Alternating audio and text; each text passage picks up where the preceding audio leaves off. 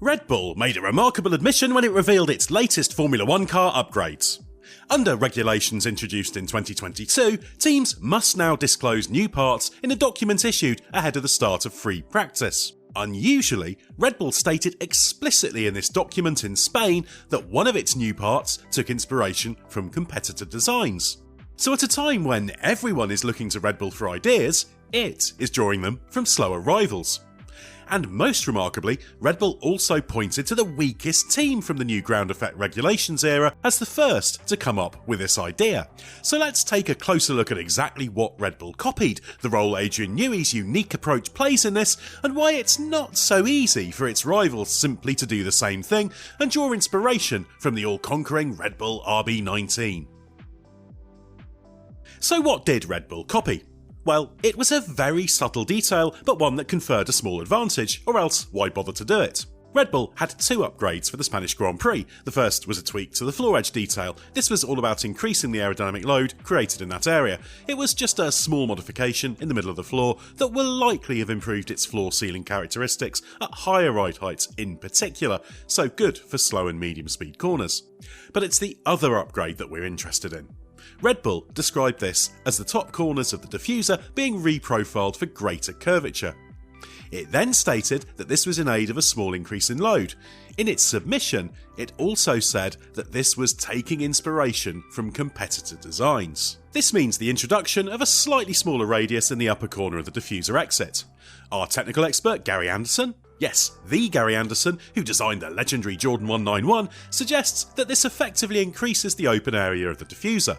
Not by much, but enough to make a difference. This could mean a slight increase in downforce by making the diffuser work harder.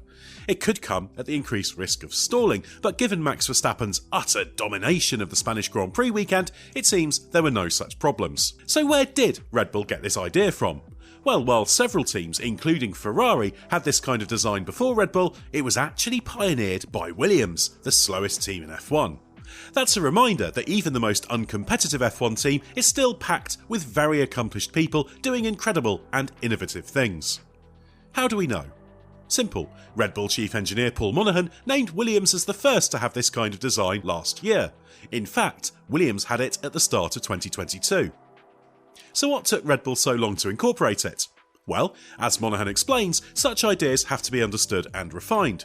He said Red Bull looked at it several times and eventually it paid off and earned its place on the car. So how much does Red Bull gain from this? Well, not much, but a little. F1 cars are intricate aerodynamic designs in which each part must work sympathetically with the whole.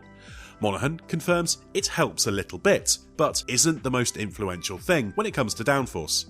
Of course, every little helps, and Red Bull found a way to make something first run by F1's last place team useful for its all-conquering 2023 F1 car. When we talk about Red Bull design, inevitably our thoughts turn to Adrian Newey. He's sometimes characterised as an almost mad aerodynamic genius, churning out idea after idea on his drawing board and flinging them to the rest of the team to realise his vision. But that's not really how he works. It's true Newey is a tremendous mine of creativity and ideas and is still profoundly influential in setting the broad concept of Red Bull's F1 cars. But he doesn't operate in a vacuum and is always seeking inspiration. Take a glance at the pre-race grid at most Grand Prix. In among the hustle and bustle as final preparations are made, Newey will be seen, clipboard in hand, prowling around and taking a good, long look at rival cars. And not just the ones at the front, but the ones lower down the order as well. Newey may be a visionary genius, but part of his brilliance is the lack of technical arrogance. He will look, analyse, understand, and seize on any idea he likes the look of on rival cars.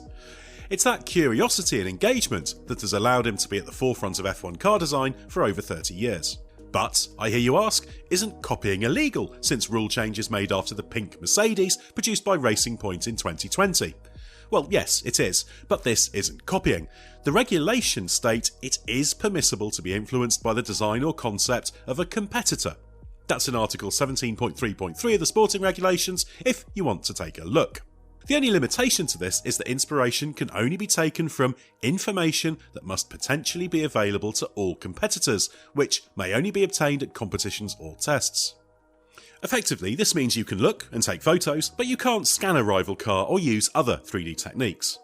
Of course, all teams do this to a greater or lesser extent, but the design and engineering culture created by Newey at Red Bull makes it open to new ideas and willing to make changes by following paths taken by others. Call it design humility or engineering curiosity, it's a significant part of Newey's way of doing things, and therefore is in Red Bull's DNA. As he explains in his brilliant book, How to Build a Car, as a schoolboy, he used to draw racing cars from images, as he put it, copying them freehand, trying to reproduce them, but also customise them at the same time, adding my own detail. Newey isn't unique in looking at rival cars. Every team studies visual details of other cars to take inspiration and attempts to integrate ideas into their own design and development process. But Newey is probably the best at looking at an idea, interrogating it, and deciding if there's a decent chance it can be of use. It then takes a far bigger team to investigate the idea and potentially incorporate it into the car. But it all starts with a quick look.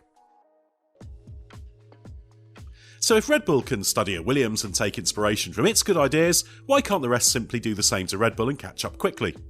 The answer, as is so often the case in so complicated a sporting and engineering challenge as F1, is that it's more difficult than that.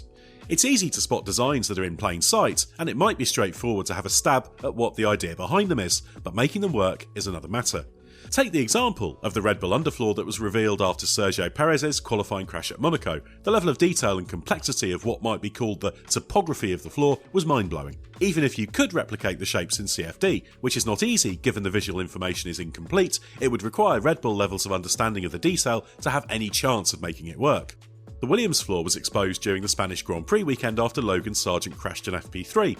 It was strikingly simple compared to the Red Bull, and although some of that was down to the angle and the focus not doing it justice, team principal James Vowles admitted Williams is lacking in detail, just as it is in the visible areas of the car. The reason Williams can't simply try and replicate the Red Bull floor is that, as Monaghan explains, an ignorant copy isn't necessarily going to go faster, it has to integrate. This is all about understanding. And even if you can understand and apply other teams' ideas, Monaghan also refers to the phase lag in the process. So that means that in the time required to take inspiration, the team you're copying has moved the game on. That's the situation Ferrari is in. Its recent change in sidepod concept was inspired by what it saw at the start of the season, but it has taken months to introduce its own modest evolution. As senior Ferrari engineer Jock Clear said, it took a couple of months to do this. Monaghan even suggested it might not be until around the time of the Japanese Grand Prix in late September that some kind of Red Bull-inspired floor could appear elsewhere. Even then, there is another factor that limits what inspiration you can take in the fundamental car architecture.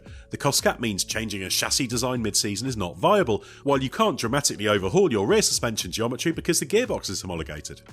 So to take inspiration, not only must you see every one of the hidden details of what you are trying to copy, but you also require the depth of understanding to apply it. F1 car parts are not modular and cannot be grafted onto another, they must be fully integrated.